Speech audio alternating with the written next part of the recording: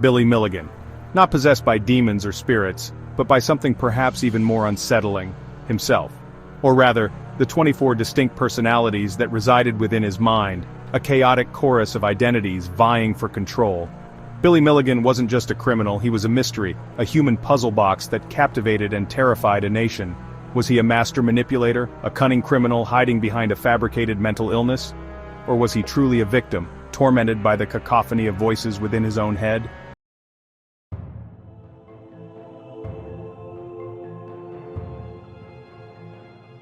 Imagine a mind fractured like a shattered mirror, each shard reflecting a different version of the self. This was the chilling reality of Billy Milligan, a man whose mind was a battleground for 24 distinct identities. There was Arthur, the rational Brit, Reagan, the violent Yugoslavian, and Atalanta, the shy poet. Each personality was a coping mechanism, shielding Billy's psyche from a past shrouded in darkness and trauma. His crimes were but a symptom of this internal chaos, a desperate cry for help from a mind at war with itself.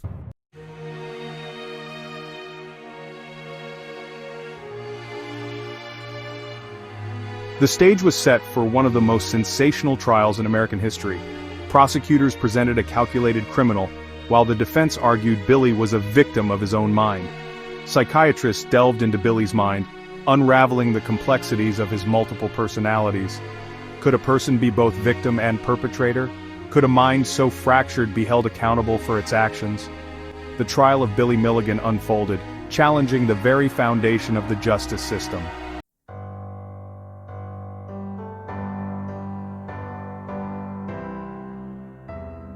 Billy Milligan's story began with a childhood steeped in sorrow. Born in 1955, his early years were marked by instability and neglect. His mother, Dorothy, struggled as a single parent, and life worsened when she married Chalmer Milligan, an unstable man. Chalmer subjected Dorothy and her children to physical and emotional abuse, leaving invisible scars. Experts would later argue that these formative years sowed the seeds of Billy's fractured psyche.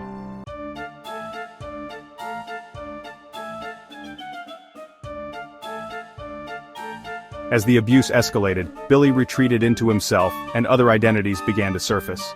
At 5, David emerged, offering solace in a harsh world. Christine, a bright little girl, and Sean, a mischievous prankster, soon followed. Each personality served as a protector against the trauma. These early manifestations of multiple personality disorder were a desperate attempt to cope with unbearable pain.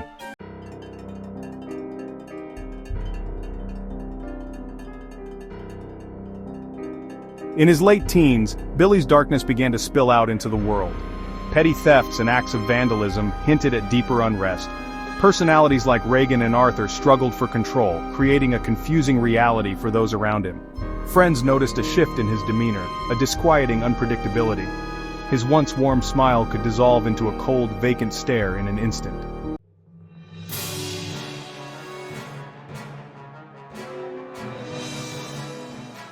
In 1977, Ohio State University became the hunting ground for a predator.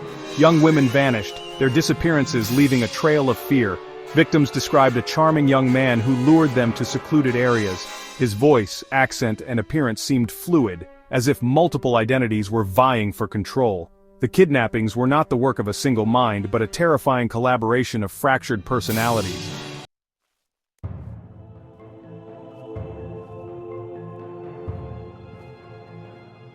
Detectives faced a baffling lack of physical evidence in the campus abductions. The breakthrough came when a victim recalled her attacker switching accents and demeanor. This inconsistency suggested multiple individuals were involved. The police began to suspect a twisted conspiracy. The truth was far more complex. The man they hunted was a victim himself, trapped in his own mind.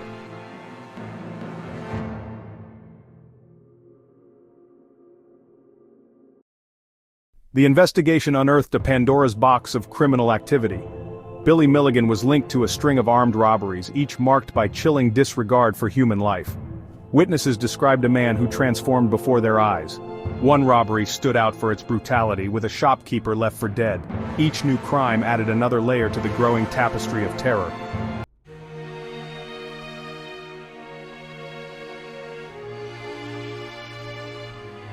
The net was closing in on Billy Milligan. His face was plastered across newspapers and television screens. A high-speed chase ended in a dramatic crash, leading to his arrest. As officers handcuffed him, they noticed his eyes flickered with childlike fear. "Please," he whispered, "don't hurt me. It wasn't me. It was Reagan." These words would challenge the very definition of guilt and innocence.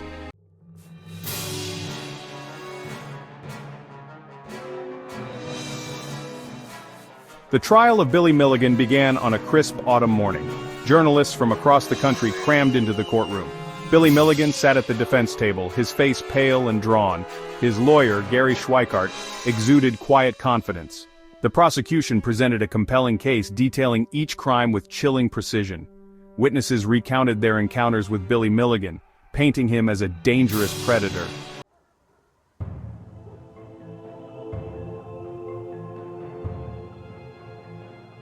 The defense team faced an uphill battle. They argued that Billy Milligan was not responsible for his actions due to multiple personality disorder. Gary Schweikart painted a picture of a mind shattered by childhood trauma.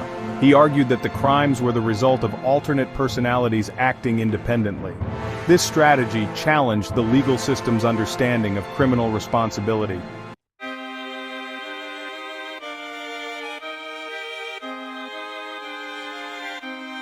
The defense's case rested on expert testimony. Psychiatrists described multiple personality disorder as a real and debilitating mental illness. They spoke of Billy Milligan's alternate personalities, each with distinct traits. The courtroom fell silent as experts painted a vivid picture of Billy's internal world. Jurors listened intently, their faces etched with fascination and disbelief.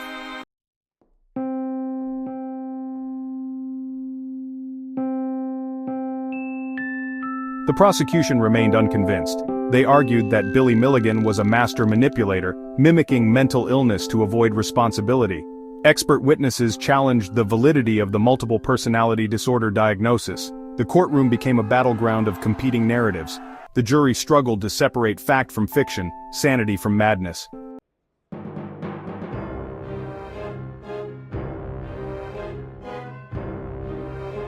After weeks of testimony, the fate of Billy Milligan rested in the hands of the jury.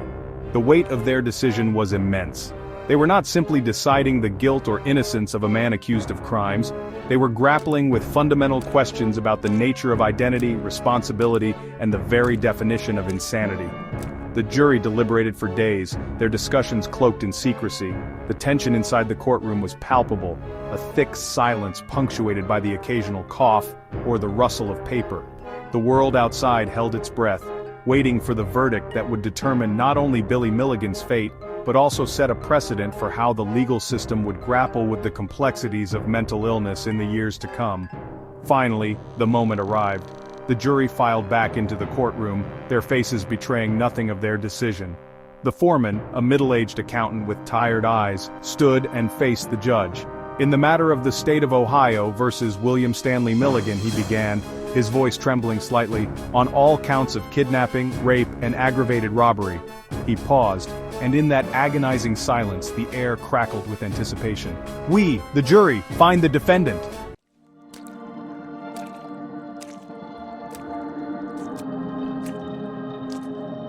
Billy Milligan's case brought the baffling world of multiple personality disorder, now known as dissociative identity disorder, DID, into the harsh glare of the spotlight.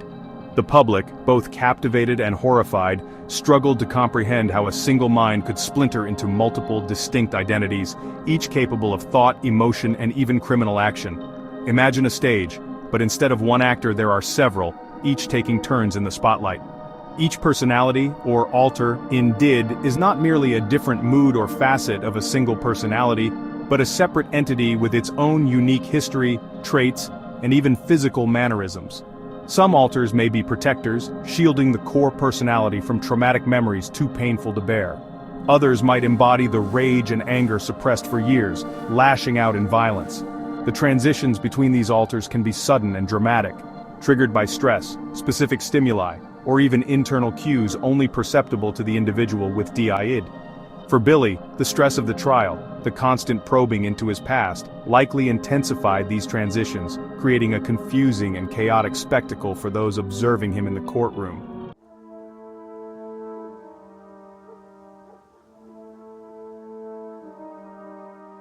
Trauma's echo, the root of a fragmented self. At the heart of DID lies trauma. It's not a quirk of personality but a complex psychological defense mechanism, often formed in early childhood as a response to severe and repeated abuse, neglect, or other forms of significant trauma. The developing mind, overwhelmed by unbearable experiences, fragments itself as a way to cope, to survive. Imagine a child trapped in a burning building, the flames licking at the door, smoke stinging their eyes. There's no escape, no one to rescue them. In their terror, they imagine a secret passage, a hidden door that leads to safety. This imagined escape, this dissociation from the unbearable reality becomes a lifeline. For Billy Milligan, the alleged abuse he suffered at the hands of his stepfather was his burning building. Each personality, each alter was a way to escape the flames, a way to compartmentalize the pain and terror that threatened to consume him. Arthur, the rational one, helped him navigate the world, while Reagan, the protector, lashed out at perceived threats. Each alter served a purpose, a desperate attempt to shield his fragile psyche from further harm.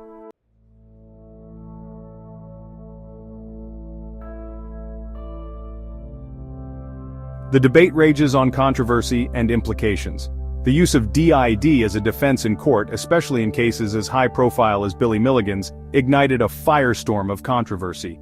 Critics argued that it provided a convenient loophole for criminals, a way to escape accountability by claiming their actions were controlled by alternate personalities. The debate centered around the question of control. Could an alter truly act independently, without the knowledge or consent of the core personality?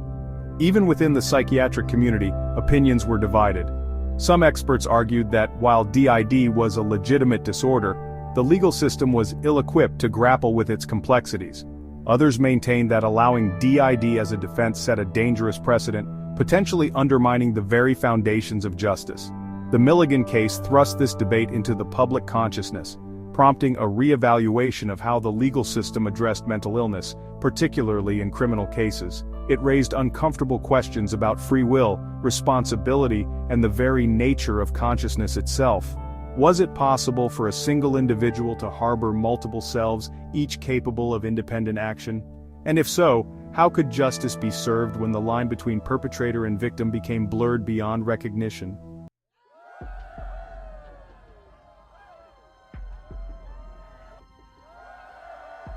Media frenzy, the case that gripped a nation.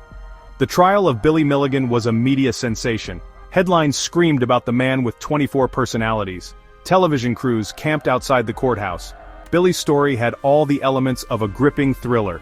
He became an enigma, a puzzle that fascinated and repelled. The media turned a troubled individual into a spectacle. The public couldn't get enough. Talk shows debated his diagnosis, and true crime books flew off the shelves. Billy Milligan became a household name. His story was dissected at dinner tables and water coolers. The constant media attention was a double-edged sword. It brought mental illness into the public consciousness, but risked trivializing a complex disorder. The lines between responsible reporting and sensationalism blurred, overshadowing the act of seeking justice for the victims.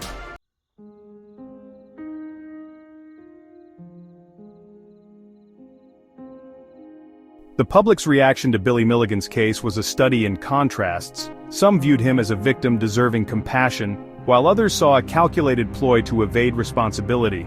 The debate over his culpability became a referendum on society's understanding of mental illness. Could a mind so fractured be held accountable for its actions?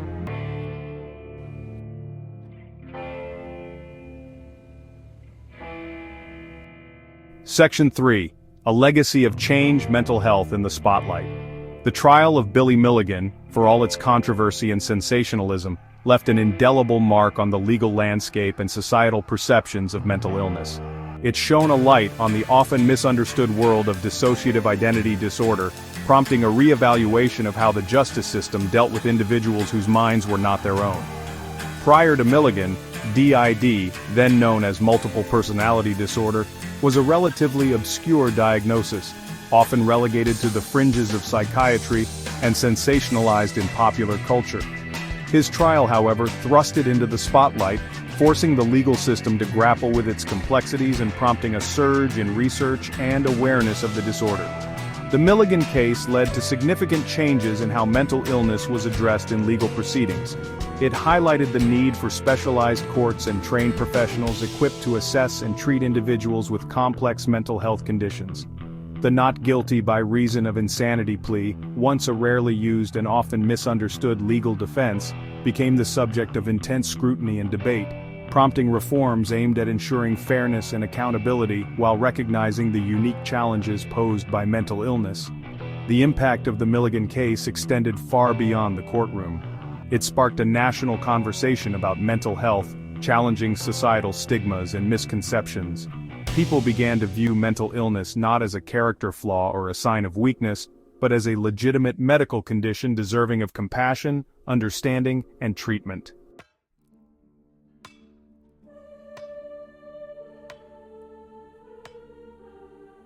Section 1. The Aftermath, Life After the Verdict. The not guilty by reason of insanity verdict echoed through the courtroom, a shockwave that reverberated far beyond the confines of the justice system. Billy Milligan, the man who had captivated and horrified a nation, was deemed not responsible for his crimes, a victim of his own fractured mind. He was, however, far from free. Instead of prison, he was sentenced to a state-run mental hospital destined to spend years, perhaps a lifetime, confined within its walls. The public, both relieved and unsettled by the verdict, grappled with the implications. Was justice served? Or had a dangerous man, albeit one plagued by mental illness, been allowed to escape true accountability for his actions? Billy's time in the mental health system was a revolving door of treatments, medications, and evaluations. His multiple personalities, once a source of both fascination and skepticism, became the focus of intense therapeutic efforts, aimed at integrating his fractured psyche into a cohesive whole. The process was arduous, marked by setbacks and breakthroughs, moments of clarity interspersed with periods of profound confusion and distress. The man at the center of it all, Billy Milligan, remained an enigma, a puzzle that even the most skilled mental health professionals struggled to solve.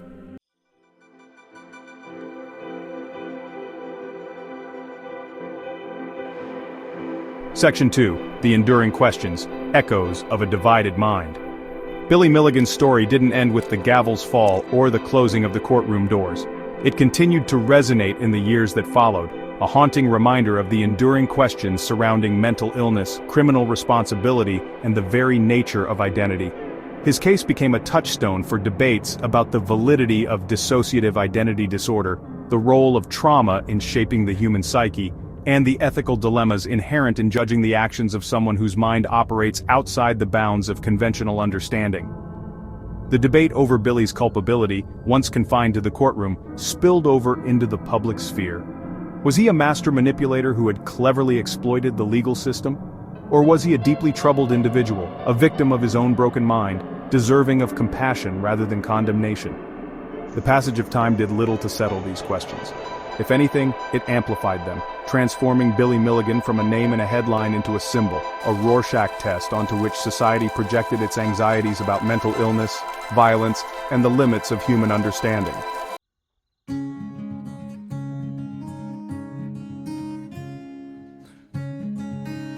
Section 3. Billy Milligan's Legacy, a Ripple Effect. Billy Milligan's case left an undeniable mark on the legal landscape and societal perceptions of mental illness. His trial prompted a conversation about understanding and treating those with mental illness.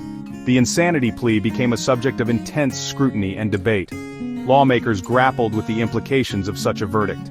Milligan's story helped chip away at the stigma surrounding mental illness. It forced people to confront the reality of mental health issues. The public's fascination reflected a growing awareness of the human mind. It challenged assumptions about identity, free will, and sanity. The conversation surrounding mental health has evolved, becoming more nuanced and compassionate. Milligan's story played a pivotal role in shifting the dialogue towards greater understanding and support.